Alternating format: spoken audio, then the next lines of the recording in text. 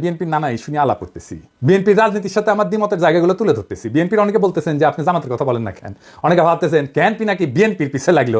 আসসালামু আলাইকুম।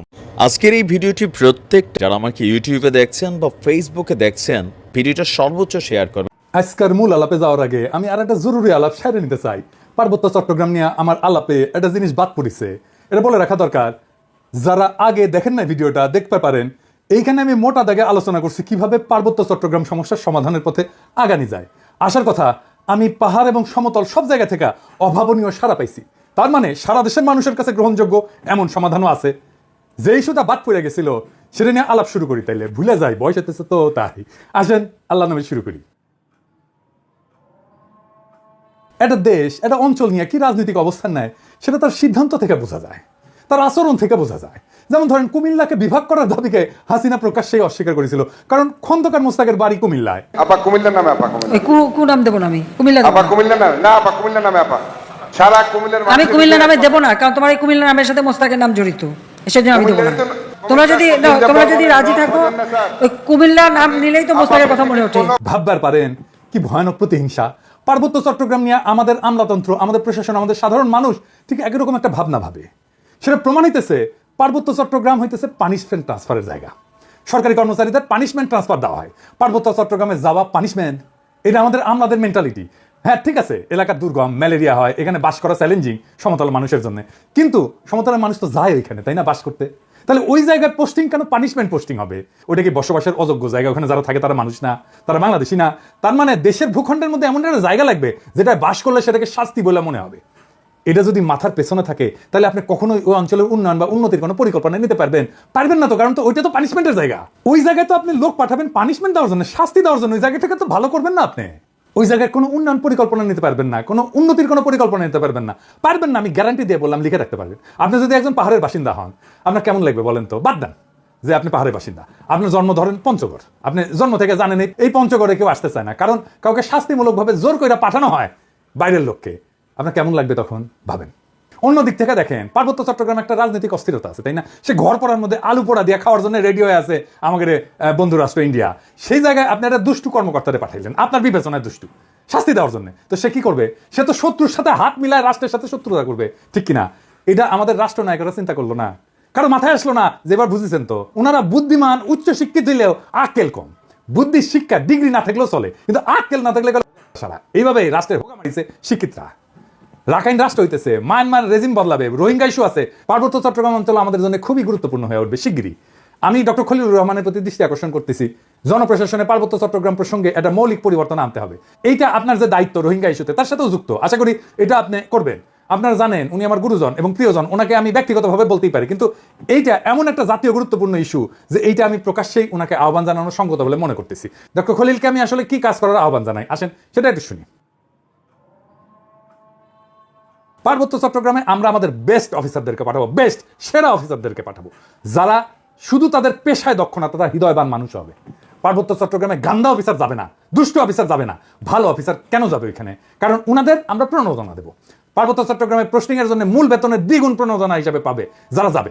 Joint secretary পর্যন্ত যাইতে হইলে পার্বত্য চট্টগ্রামে কম করিয়া হইলেও 2 বছরের সার্ভিস থাকার রেকর্ড থাকতে হবে। আপনি দেখেন পার্বত্য চট্টগ্রামের চেহারা 2 বছরের মধ্যে পাল্টায় যাবে। পার্বত্য চট্টগ্রাম হয়ে উঠবে সবচাইতে শান্তির আর সমৃদ্ধির এলাকা। আমি চ্যালেঞ্জ দিলাম, লিখে রাখতে পারেন। এবার আসেন আমাদের আসল আলাপ, প্রিয় বিএনপি নিয়ে কথা বলি।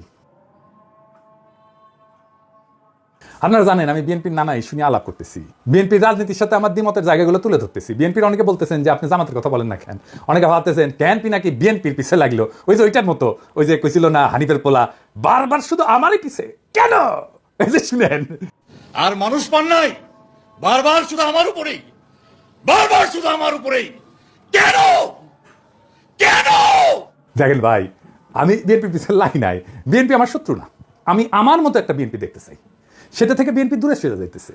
আপনার বন্ধু যদি আপনার থেকে দূরে সরে যায়, আপনি তো বন্ধুকে সতর্ক করবেন কিনা, সেটা আমার দায়িত্ব কিনা বলেন? আপনারা চিন্তা করে দেখেন, আওয়ামী লীগ যখন ক্ষমতায়, আমার তো আওয়ামী লীগ করাটাই সবচেয়ে স্বাভাবিক ছিল, তাই না?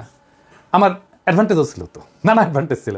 আমি আওয়ামী লীগের যা যা ক্ষতি করছি দল হিসেবে, আমারে তার নিজের দলে নেওয়ার দরকার নেই। আমারে খালি থামাই চুপ করে রাখতে পারলে তাদের অনেক লাভ হইতো, ঠিক কিনা বলেন? ঠিক একইভাবে আমার তো এখন বিএনপি সমালোচনা না করে সাপোর্ট করে গেলে খুবই ভালো হইতো। আমার জন্য ব্যক্তিগতভাবে ভালো হইতো, তাই না? শীর্ষ নেতার সাথে আমি খুবই ভালো ব্যক্তিগত সম্পর্ক আছে, এখনো আছে। খালেদা জিয়া আমার স্নেহ করেন, বিএনপির একটা বিশাল কর্মী বাহিনী, আমার পাঠক দর্শক অনেকে আমাকে পছন্দ করেন। অপছন্দ যদি একজন করে না তা না, কিন্তু অনেকে আমাকে পছন্দ করে। কিন্তু তাই বলে তো আমি আমার দেশের গণমানুষের স্বার্থকে উপেক্ষা করতে পারি না। আজ যে বিএনপি দেখি, সেই বিএনপি তো আমরা চাই না। এই বিএনপির পাশে যারা ছিল কেন তারা নাই সেটা জিজ্ঞেস করেন, নিজেদের আত্ম অনুসন্ধান করেন। আচ্ছা বলেন তো বিএনপি নেতারা, আপনারা কি জানেন আপনাদের কর্মীরা কি করতেছে? আপনি কি বিএনপির কর্মীদের কোনো পলিটিক্যাল কাজে এনগেজ করতেছেন? বাংলাদেশের রাজনৈতিক সংস্কৃতি না বদলাইলে তো বিপদ। আপনাদের রাজনৈতিক কর্মসূচি কি? মাঝে মাঝে কর্মীদের নিয়ে মিটিং করা, মিছিল করা, কালে ভদ্রে জনসভা করা, নিয়মিত টকশোতে যাওয়া, ফেসবুক গুতানো, আর দলের বিরুদ্ধে কেউ কিছু করলে দল বেঁধে ঝাঁপে পড়া। এই তো বেশিরভাগের কাছে রাজনীতি করাটা পেশা। এখান থেকে টাকা পয়সা ধান্দা সবকিছু করা যায়। যাই হোক, আর না আগাই আর কি, অনেকের কাপড় ধরে টান দিয়ে ফেলবো।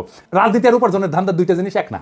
আমি আর এটা নিয়ে কথা কইতে চাই না। যাই হোক, আজকে অন্তত কথা কইব না। রাজনৈতিক দলের আশেপাশে দুর্বৃত্তরা দল বাঁধে মাছির মতো, সেই জন্যই ভালো মানুষেরা আশেপাশে যায় না।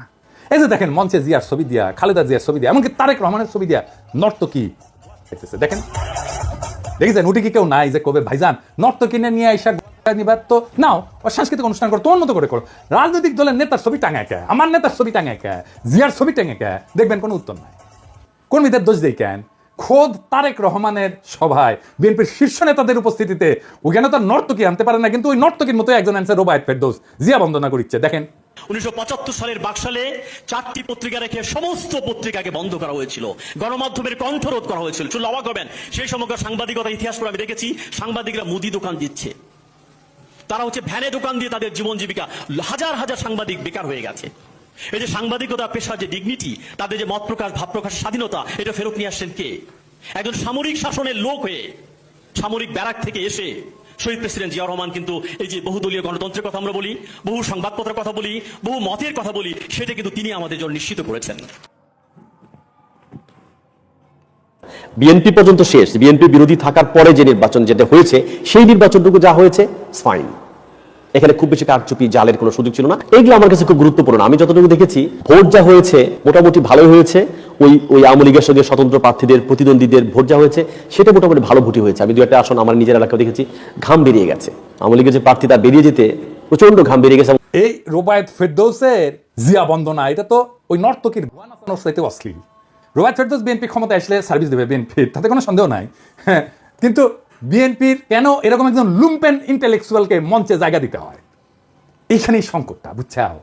আবার দেখেন, এই যে মোয়াজ্জেম হোসেন আলাল অত্যন্ত শ্রদ্ধাভাজন রাজনৈতিক ব্যক্তিত্ব, আমি অত্যন্ত পছন্দ করি উনাকে। উনি কইতেছেন জয় বাংলা আওয়ামী লীগের স্লোগান না, মুক্তিযোদ্ধাদের স্লোগান। তার মানে বিএনপি জয় বাংলা স্লোগান দিবে মুক্তিযুদ্ধের নামে। তাছাড়া জয় বাংলা স্লোগানকে ডিফেন্ড করতে আসে কেন আলাল ভাই? বলেন তো, উনি তো ছোটখাটো নেতা না। এইবার দেখেন, ওই যে ফজলুর রহমান, ওদের মারিছিলাম, ঝাড়িয়ে দিছিলাম না, ওই মালটা কলে থামেনি, বুঝেছেন? আসেন ফজলুর রহমানকে দেখে, খালেদা জিয়ার উপদেষ্টা ফজলুর রহমান ওয়াজের বিরুদ্ধে বক্তব্য দিতেছে, শুনেন। কোন দেশে এইভাবে মাইক লাগায় সারা রাত শুধু রাজনৈতিক বক্তৃতা হয় যার নাম কয় ইসলাম? এটা তো একটা ওয়ারান দেশ পাইছে, যা ইচ্ছা তা বলতেছে মৌলানা মৌলবীরা, এবং হেলিকপ্টারে যাইতেছে, গাড়িতে যাইতেছে, লাখ লাখ টাকা নিতেছে। এটা তো একটা ব্যবসা বাণিজ্যের ব্যাপার। এবং এরা তো দুনিয়ার সমস্ত কালচার শেষ করে, বাঙালির যে কালচার, শিক্ষা, সংস্কৃতি, নাটক, যাত্রা, গান, বাউল, মাজার সব শেষ করে দিতেছে তারা। কি চায় তারা? এই দেশে কিছু থাকবে না, সমস্ত বাগানে। তার কণ্ঠে তো সেই নাস্তিকদের প্রতিধ্বনি, তার কণ্ঠে তো সেই বামেদের প্রতিধ্বনি, সেই ফেরাউন নমরুদের প্রতিধ্বনি। এইসব হইতেছে কি চারিদিকে? কি হইতেছে দেখে মনে হইতেছে না যে আওয়ামী লীগ আমলে যা যা শুনতেন, যা যা শুনতেছিলেন, এখন বিএনপি সেটাই করিচ্ছে। শুধু বিএনপি মাইক বাজায়, ওই যে সোহরাওয়ার্দীর বডিগার্ডের ভাষণ না বাজাইতে শুরু করে। এটাই তো আমার চিন্তা এখন। এই ফজলুর রহমান তো খালেদা জিয়ার উপদেষ্টা, সে খালেদা জিয়াকে কি উপদেশ দিবে, কি করাই নিবে খালেদা জিয়াকে উপদেশ দিয়া, সেটা কে আল্লাহ জানে। আপনি এখন কইবেন খালেদা জিয়াকে কইলেই শুনবেন উনি? আপনাদের একটা জিনিস জানায় রাখি, উনি খুবই ডেমোক্রেটিক লিডার। উনার আশেপাশে দায়িত্বশীলদের পরামর্শ উনি শোনেন এবং সে অনুযায়ী কাজ করেন। উনি বোঝেনও যদি যে কাজটা করা উচিত না, তারপরে উনি করেন এটা। খালেদা জিয়ার লিডারশিপ কোয়ালিটির এটা একটা গুরুত্বপূর্ণ দিক, যে উনি ডেমোক্রেটিক্যালি সিদ্ধান্ত, ওনার নিজের সিদ্ধান্ত যদি এটার বিরুদ্ধেও হয়, তারপরেও দলের লোকেরা, অন্যান্য দায়িত্বশীলরা যেটা বলবে সেটাই উনি করবেন। এই প্রসঙ্গে একটা ঘটনার কথা উল্লেখ করি, যা আমি ওই ঘটনায় যুক্ত একজনের কাছ থেকে শুনছি, বলে না হর্সেস মাউথ। বিষয়টা জানলে আপনারা বুঝবেন কেন আমি ফজলুর রহমানের এই অ্যাটিটিউডে বিচলিত হচ্ছি। গল্পটা আরেক ফজলুর রহমানকে নিয়ে, বীর ফজলুর রহমান, বিডিআর এর জেনারেল ফজলুর রহমান। আপনারা ওনাকে চেনেন, রেসপেক্ট করেন, কিন্তু আমি জানি না যে ওনার সমস্ত কীর্তি, ওনার সমস্ত গৌরব এটা জানেন কিনা। উনি মুক্তিযোদ্ধা ছিলেন, উনি মাদ্রাসা পড়া ছাত্র কিন্তু ব্যাকগ্রাউন্ডে, এবং বিডিআরে থাকাকালে তার নেতৃত্বে 2000 সালে বাংলাদেশ এবং মায়ানমারের মধ্যে একটা যুদ্ধ হয়েছিল, নাভ যুদ্ধ বলে। বাংলাদেশের একজন সেনারও মৃত্যু হয়নি, কিন্তু মায়ানমারের 650-র উপরে সৈন্য নিহত হয়েছিল। মায়ানমার পরাজয় মেনে নিয়ে শান্তি চুক্তি করছিল। 2001 সালে ভারত একটা জায়গা জোরপূর্বক দখল করে নিয়েছিল, সিলেটের পাদুয়ায়। এটা উদ্ধার করে 72 সালে এটা দখল করছিল। 72 থেকে 2001 সাল পর্যন্ত বিএসএফ এর দখলে ছিল ওই অঞ্চলটা, বাংলাদেশের ভূখণ্ড। আবার 2001 সালে 18 এপ্রিল ভারতের কুড়িগ্রাম জেলার রৌমারী উপজেলায় বড়বাড়ি বিডিআর ক্যাম্প দখলের জন্য বাংলাদেশের অভ্যন্তরে বিএসএফ আগ্রাসন চালায়। উনার নেতৃত্বে বিডিআর বাহিনী অনুপ্রবেশকারী বিএসএফ এর দলকে পরাজিত করে এবং অনেক বিএসএফ এর জওয়ান মারা যায়। এবং বিএসএফ ওই ঘটনার জন্য এই জেনারেল ফজলুর রহমানকে বিশেষভাবে দায়ী করে। উইকিপিডিয়াতে একটা ঘটনা লিখিছে, ওই যে ফজলুর রহমানের কে নিয়া সুপু আছে না, ওই যে সুপু প্রেসিডেন্ট, বিএনপি পিও প্রেসিডেন্ট আর কি। ওই যে ওই 1975 সালে 20 আগস্ট সৌদির বডিগার্ডের জয় বাংলা করে দেওয়ার প্রতিবাদ করতে গিয়ে গ্রেপ্তার হয়ে জেলখানায় নিয়ে যাওয়া হয়। সেখানে সে লিখিচ্ছে ফজলুর রহমান নাকি তাতি মারতে মারতে কইছিল, এই বেটা তোর বঙ্ক বলটু কোথায়, উঠি লিখিছে, ও নিজে লিখিছে, উনি লিখিছে উনি নাকি পাকিস্তানি ফেরত সামরিক অফিসার। এটা সুপু নিজেই লিখিছে, তবে এটা ভুল। আমি জেনারেল ফজলুর রহমানকে জিজ্ঞেস করেছিলাম যে ফজলুর ভাই এটা কি আপনি করেছিলেন, আমাকে পাঁচত লাথি মারিছিলেন? তো বললেন পিনাকি তোমাকে মনে হয় আমি এই কাজ করতে পারি। সুপু যার কথা লিখেছে সেই লোক হইতেছে 15 ইস্ট বেঙ্গল রেজিমেন্টের, নাম হইতেছে ফজলুর রহমান ফারুক। উনি এখনো বেঁচে আছেন কিন্তু। আর উনি ফজলুর রহমান ছিলেন 10 ইস্ট বেঙ্গল রেজিমেন্টের, এবং বরং উনারে ডেকে আনা হয়েছে যে সুপুরে ধরা হয়েছে, যাই উনি ছাড়াইছেন সুপুরে। যাই হোক, উনি আর্মি থেকে কিভাবে বিদায় নিলেন এটা জানেন? আসেন সে আলাপটা করি। উনাকে বাধ্যতামূলক অবসরে পাঠানো হয়েছিল। পাঠিয়েছিল কে জানেন? কে জানেন? হাসিনা না, খালেদা জিয়া সরকার। খালেদা জিয়াকে কয়েকজন জেনারেল এই বুদ্ধি দিছিল। কোন কোন ইন্ডিয়াপন্থী জেনারেল এই বুদ্ধিটা দিছিল তাদের নামটা বললাম না, আমি সবার নাম জানি। মনে রাখেন, এটা আমার জেস্টার অফ গুডউইল। বললে কলে সিপাহী জনতার মাইর খাইয়া ভত্তা হইয়া যাবেন, আমি কইলাম না সেজন্য। ইন্ডিয়া পাদুয়ায় রৌমারিতে বীরত্বের বদলা নিল কি দিয়া? তার বাধ্যতামূলক অবসর পাঠায়। কার হাত দিয়া? খালেদা জিয়ার হাত দিয়া। কি কি যুক্তি দিছিল ওই জেনারেলরা জানেন? আসলে এদের হচ্ছে মাদ্রাসা ঘৃণা। যেহেতু উনি মাদ্রাসা ব্যাকগ্রাউন্ড থেকে আসছে, সেই জন্য মাদ্রাসা এলিটরা পছন্দ। আমি এই জন্যই এলিটদের দেখতে পারি না। ভয়ঙ্কর মাদ্রাসা ঘৃণা এলিটদের মধ্যে। ও কইছিল যে উনি নাকি মডার্ন ওয়ারফেয়ারের কিছুই জানেন না, উনি মাদ্রাসা ব্যাকগ্রাউন্ডে। জেনারেল ফজলুর রহমানের মতো গৌরবজনক লড়াইয়ের ইতিহাস কয়জন জেনারেলের আছে বাংলাদেশ সেনাবাহিনীর? দেশের মাটি উদ্ধার করে দিল, দেশের সার্বভৌমত্ব রক্ষা করলো, আর তাকে পুরস্কৃত করা হলো বাধ্যতামূলকভাবে অবসরে পাঠায়।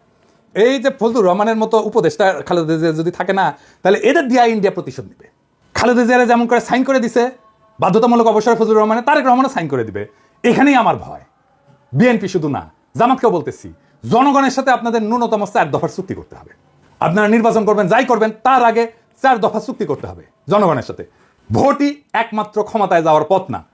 জনগণের সাথে আপনার এগ্রিমেন্ট কি? আপনার ম্যানিফেস্টো না, আপনাকে জনগণের সাথে এগ্রিমেন্ট করতে হবে। এবং আমি যে এগ্রিমেন্টের কথা বলতেছি, এটা জনগণের চাওয়া, দরকার হলে আমি ভোট নিয়ে দেখা দিতে পারবো। এবং দেখবেন জনগণ কিভাবে আমার এই 4 দফাকে সমর্থন করে। 1 নম্বর দফা, আওয়ামী ফ্যাসিবাদকে চিরতরে কবর দিতে হবে। 2 নম্বর, ভারতীয় আধিপত্যবাদের চিরতরে অবসান ঘটাইতে হবে। 3 নম্বর, একটা সাম্যের সমাজ তৈরি করতে হবে। 4 নম্বর, একটা ইনসাফের রাষ্ট্র কায়েম করতে হবে। এই 4টা ভেরি সিম্পল। এই ফ্রেমের মধ্যে থাকলে সেটাই হবে জনগণের সাথে চুক্তি মানা। এর বাইরে, এই বাউন্ডারির বাইরে যাইতে পারবেন না। কথা ক্লিয়ার? আমাদের ঠেকানোর চেষ্টা করতে পারেন, আমরা সর্বশক্তি দিয়ে আমরা বাধা দেওয়ার চেষ্টা করব। ফাইনালি আমার ক্ষুদ্র ভ্রাতাদের জন্য ওরা গতকাল রাশন ট্রাক দেখে হেভি খুশি হয়েছে, হ্যাঁ, যে আমরা রাশন ট্রাকে কিনবো। এটা গেলে সিদ্ধান্ত হয়ে গেছে। তো এটা হইতেছে রাশন ট্রাকের পেজ। এটা সাহেব দেখা দেন, নানা মডেলের ট্রাক আছে এটি। হ্যাঁ, দেখিস কত সুন্দর সুন্দর রাশন ট্রাকের মডেল, দেখিস? হ্যাঁ, দেখে দেখে আমার ক্ষুদ্র ভ্রাতাদের চোখ চকচক করছে। মনে হচ্ছে এখন ঝ্যাপে পরে ট্রাক চালাবি। হেভি ড্রাইভিং এর লাইসেন্স আছে বেটা, হ্যাঁ, আগে লাইসেন্স হোক তারপরে ট্রাক চালানি। আচ্ছা, এইটা সাহেবের ট্রাকের ভিডিও দেখেন না এটা? হ্যাঁ, দেখেছেন হাউস করিছে আমার ক্ষুদ্র ভ্রাতারা। ওই দেখবেন এরপরে ওই পেজে লাইক টাইক দিয়ে ভাইসে দিবি আর কি। দেখেন, আরো দেখবেন, দেখেন এগুলা করবেন কি? প্রিন্ট করবেন, প্রিন্ট করে হাঙ্গে বিএনপির ভাই করে দেখা করবেন যে টেম্পু স্ট্যান্ড নিয়ে ঝগড়া করে লাভ কি? পিনাকি দাদা তো তাকে স্ট্যান্ড বানাচ্ছে, ইটি আসো ইটি আসো। আমার ক্ষুদ্র ভ্রাতারা কবে দাদা হইলে কি বুড়া বয়সে মাথা মুথা খারাপ হয়ে গেল কে? এই এত উত্তেজিত কে? ওই যে বিএনপির মঞ্চে আর এই রাশন ট্রাক দুইটাই বেচছে আসলে সেক্স, কিন্তু দুইটার গুণগত তফাৎ আছে। রাজনীতিও ইনকা ওর সাথে টেম্পু স্ট্যান্ডই আসবে, ওটাই কালচার। ট্রাক চালাবার পারবে না। আগামীর রাজনীতি হচ্ছে রাশন ট্রাক চালানোর রাজনীতি। ওই রাজনীতি কেমনে নির্মাণ করতে হয় সেটাও দেখাই দেবো, আর বাংলাদেশকে আমরা ওই দিকে নিয়ে যাব ইনশাল্লাহ। ইনকিলাব জিন্দাবাদ। সম্মানিত দর্শক, সম্পূর্ণ ভিডিওটি দেখার জন্য আপনাকে অসংখ্য ধন্যবাদ। ভিডিওটি ভালো লাগলে একটি লাইক দিয়ে আপনার বন্ধুর সাথে শেয়ার করতে পারেন। সেই সাথে আপনার গুরুত্বপূর্ণ মতামত জানিয়ে দিতে পারেন আমাদের কমেন্ট বক্সে। আর আপনি যদি এই চ্যানেলে নতুন হয়ে থাকেন তাহলে চ্যানেলটি সাবস্ক্রাইব করে রাখতে পারেন এরকম আরও নতুন নতুন ভিডিও পাওয়ার জন্য।